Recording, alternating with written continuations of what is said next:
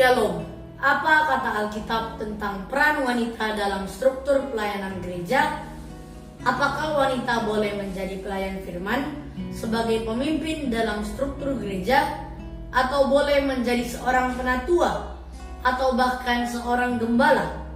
Kita akan belajar langsung dari sini.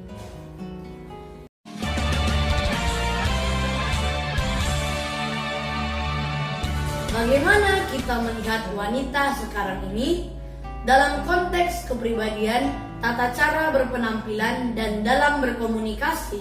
Berikut catatan Joseph Stories. Yang pertama, fakta yang kita lihat, wanita itu lemah, rapuh, dan mudah tergoda. Pembawaan yang suka pamer menggunakan tas-tas, sepatu yang mahal dan hedonis. Apa kata Alkitab tentang hal ini? Kita baca 1 Petrus 3 ayat 1-3.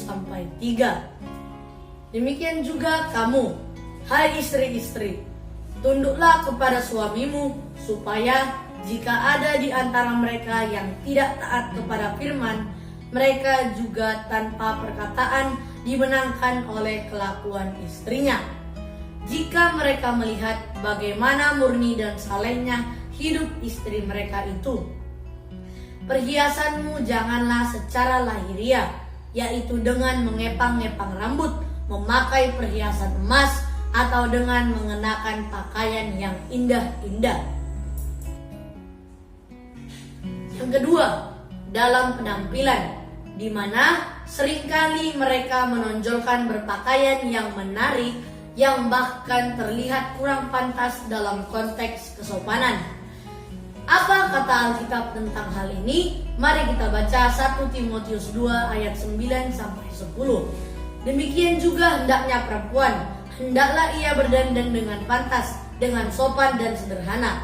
Rambutnya jangan berkepang-kepang, jangan memakai emas atau mutiara ataupun pakaian yang mahal-mahal, tetapi hendaklah ia berdandan dengan perbuatan baik, seperti yang layak bagi perempuan yang beribadah.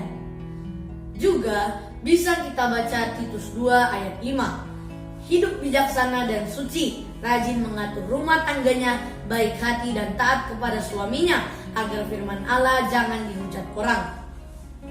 Yang ketiga, dalam hal bertutur sapa, wanita seringkali kita melihat berbicara dengan ego, seakan-akan berkata, "Aku ini wanita, kalian dengarkan saya." Apa kata Alkitab tentang hal ini?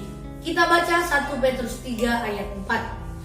Tetapi perhiasanmu ialah manusia batinia yang tersembunyi dengan perhiasan yang tidak biasa, yang berasal dari roh yang lemah lembut dan tentram, yang sangat berharga di mata Allah. Itulah catatan Joseph Stories tentang sosok wanita di masa sekarang ini. Itulah faktanya dalam hidup sehari-hari. Nah, sekarang kita bahas peran wanita dalam gereja yang saat ini menurut saya kebablasan dan melewati rambu-rambu yang sudah jelas Tuhan perintahkan di dalam Alkitab. Apa kata Alkitab tentang peran wanita dalam gereja? Kita baca 1 Timotius 2 ayat 11-12.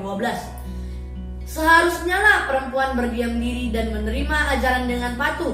Aku tidak mengizinkan perempuan mengajar dan juga tidak mengizinkannya memerintah laki-laki. Hendaklah ia berdiam diri, karena Adam yang pertama dijadikan, kemudian Hawa. Lagi pula bukan Adam yang tergoda, melainkan perempuan itulah yang tergoda dan jatuh ke dalam dosa. Jadi wanita tidak boleh menjadi atau berperan sebagai pengkhotbah, penatua, pemimpin doa dalam acara umum, dan tidak boleh mengajar Alkitab di mana ada laki-laki. Perempuan tidak diizinkan untuk mengajar dan memerintah laki-laki. Coba perhatikan lagi ayat Alkitab ini. Terlihat jelas faktor historis di Taman Eden, di mana Hawa yang paling lemah dalam pendiriannya, sehingga dia yang mudah tergoda dan malah mengajak Adam untuk makan buah terlarang itu. Yang kedua, 1 Korintus 14 ayat 34-35. Sama seperti dalam semua jemaat orang-orang kudus, perempuan-perempuan perempuan harus berdiam diri dalam pertemuan-pertemuan jemaat. Sebab mereka tidak diperbolehkan untuk berbicara, mereka harus menundukkan diri seperti yang dikatakan juga oleh hukum Taurat. Jika mereka ingin mengetahui sesuatu, baiklah mereka menanyakannya kepada suaminya di rumah, sebab tidak sopan bagi perempuan untuk berbicara dalam pertemuan jemaat.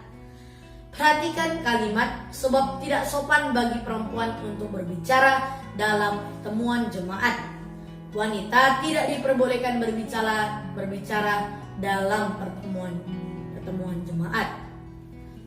Yang ketiga, Titus 2 ayat 3-5. Demikian juga perempuan-perempuan yang tua, hendaklah mereka hidup sebagai orang-orang beribadah, jangan memfitnah, jangan menjadi hamba anggur, tetapi cakap mengajarkan hal-hal yang baik, dan dengan demikian mendidik perempuan-perempuan muda mengasihi suami dan anak-anaknya. Hidup bijaksana dan suci, rajin mengatur rumah tangganya, baik hati dan taat kepada suaminya, agar firman Allah jangan dihujat orang. Catat ya, dikatakan di sini mendidik perempuan-perempuan muda.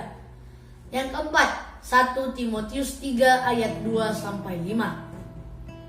Karena itu, penilik jemaat haruslah seorang yang tak bercacat, suami dari satu istri, dapat menahan diri, bijaksana, sopan, suka memberi tumpangan, cakap mengajar orang, bukan peminum, bukan pemarah, melainkan peramah, pendamai, bukan hamba uang, seorang kepala keluarga yang baik, disegani dan dihormati oleh anak-anaknya. Jikalau seorang tidak tahu mengepalai keluarganya sendiri, bagaimanakah ia dapat mengurus jemaat Allah? Jelas dikatakan di sini, penilik jemaat itu haruslah suami, berarti harus seorang laki-laki. Yang kelima, 1 Timotius 3 ayat 12. Diaken haruslah suami dari satu istri dan mengurus anak-anaknya dan keluarganya dengan baik. Dari uraian 5 ayat Alkitab di atas, jelas dan terang benderang kita menangkap pesan dari ayat itu. Posisi dan peran wanita dalam gereja tidak boleh sebagai pastor, pemberita iman, penatua dan pemimpin dalam jemaat. Tentu tidak boleh. Dalam konteks yang lebih sederhana, tidak diperbolehkan mengisi fungsi-fungsi yang mempunyai otoritas. Nah, sekarang bagaimana dong? Sudah kacau balau ini, karena hampir semua gereja kita lihat sekarang ini memposisikan wanita dalam struktur organisasi mereka. Tidak hanya sebagai pendeta atau pastor, namun juga bahkan ada yang sebagai gembala. Dalam gereja Lutheran di Indonesia, sangat mudah kita menemukan bahwa wanita saat ini banyak yang menjadi kepala departemen atau mengepalai suatu organisasi. Kita tahu bahwa sebagai pendeta atau pastor otomatis dia memiliki otoritas atas jemaat yang mendengarkan, baik itu wanita maupun laki-laki. Sementara di ayat di atas jelas tidak diperbolehkan wanita mempunyai otoritas atas pria. Apalagi kalau kita membayangkan seorang wanita memiliki jabatan sebagai seorang kepala departemen. Mari kita gugat gereja atau PGI dalam hal ini, agar semua aktivitas gereja berjalan sesuai pedoman dan aturan yang alkitabiah, bukan tafsiran masing-masing denominasi, sehingga keimanan kita benar-benar bersumber dari Alkitab. Pada akhirnya memperbaiki nilai Kristen itu di mata semua orang. Karena perlu diketahui banyak non-Kristen sekarang yang membaca Alkitab. Bayangkan apabila mereka mulai mengkritik gereja. Apakah gereja tetap pura-pura tidak tahu? Sabodo teuing? Atau cuek bebek aja? Wah, itu tidak boleh dan tidak pantas. Itu memalukan, itu mengenaskan. Bagaimana menurut Anda? Silakan share ke PGI atau pemimpin-pemimpin gereja. gereja di negeri ini. Kita mencintai wanita, dilahirkan seorang wanita, namun dalam hal peran di dalam gereja, firman Tuhan jelas mengatakan batasan-batasan dan aturan yang seharusnya tidak dilanggar para pemimpin gereja yang terhormat. Kita harus back to Bible, pelajari, gunakan sebagai fondasi dalam segala interaksi kehidupan. Bacalah, wahai tuan-tuan pemimpin gereja yang mulia, kecuali Anda sudah buta. Pertemuan kita akan saya tutup dengan membaca hukuman Tuhan kepada Hawa dalam peristiwa Taman Eden itu. Kejadian 3 ayat 16. Lalu kata Tuhan kepada perempuan itu, Aku akan menambah kesakitanmu selagi engkau hamil dan pada waktu engkau melahirkan. Tetapi meskipun demikian, engkau masih tetap berahi kepada suamimu, namun engkau akan tunduk kepadanya. Amin, saudaraku. Haleluya.